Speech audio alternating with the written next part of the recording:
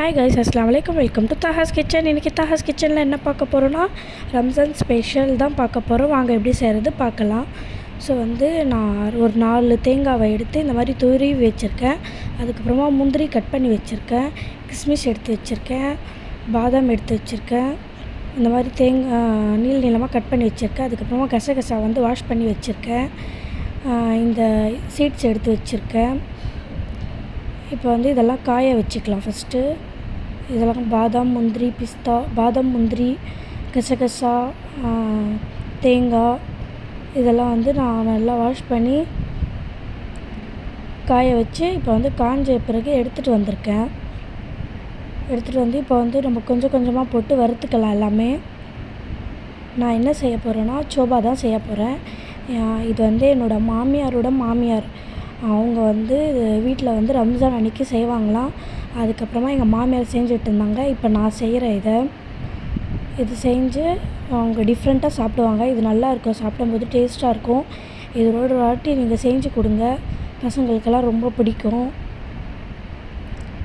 அதுக்கப்புறமா கசகசாவை போட்டுனா நல்லா ஃப்ரை பண்ணிக்கிறேன். கசகசா வெறும் கடையில் தான் போட்டு நம்ம ஃப்ரை பண்ணணும், கீ எல்லாம் ஆட் பண்ணக்கூடாது. இப்போ நான் பாதாமும் முந்திரி இதுக்கு மட்டும் கிஸ்மிஸ்க்கெல்லாம் நம்ம கீ போட்டு ஃப்ரை பண்ணணும். தேங்காய் கூட வெறும் இதில் தான் போட்டு ஃப்ரை பண்ணணும். இப்போ எல்லாமே ஃப்ரை பண்ணிட்டு இப்போ மிக்ஸ் பண்ண போகிறோம். வாங்க எப்படி மிக்ஸ் பண்ணுறது பார்க்கலாம். கோல்டன் ப்ரௌன் ஆன உடனே எல்லாமே எடுத்துகிட்டு இப்போ எல்லாம் மிக்ஸ் பண்ணிடலாம்.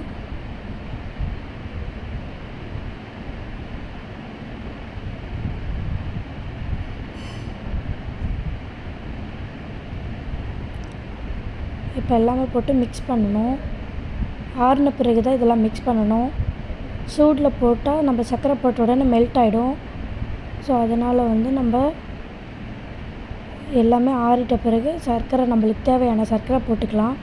எனக்கு இதெல்லாமே சேர்த்து ஒரு 2 கிலோ 3 கிலோ அந்த மாதிரி வந்திருக்கும். மாதிரி நீங்கள் செஞ்சு வச்சுட்டு கூட பசங்களுக்கு குழா புட்டு இல்லை நம்ம சேமியா ராகி சேமியாலாம் அவிச்சு தருவோம்ல, அந்த மாதிரி கூட நம்ம செஞ்சு தரலாம்.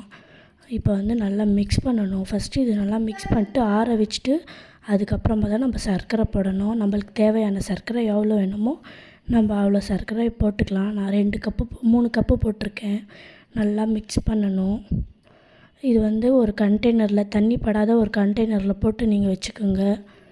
ரொம்ப நல்லாயிருக்கும், ரொம்ப நாளைக்கு கூட இருக்கும். ஃப்ரிட்ஜில் வைக்காமல் கூட நீங்கள் வெளியே கூட வச்சுக்கலாம்.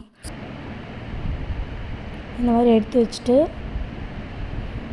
இப்போ ஸ்வீட் சேமியா வீட்டில் செய்வோம்ல, அந்த மாதிரி பால் சேமியா இது செஞ்சு இதில் போட்டு நம்ம சாப்பிடணும். இது ரொம்ப நல்லாயிருக்கும். இது ஒரு வாட்டி செஞ்சு பாருங்கள். தாஹாஸ் கிச்சனுக்கு லைக் பண்ணுங்கள், கமெண்ட் பண்ணுங்கள், ஷேர் பண்ணுங்கள், சப்ஸ்கிரைப் பண்ணுங்கள். அஸ்ஸலாமு அலைக்கும்.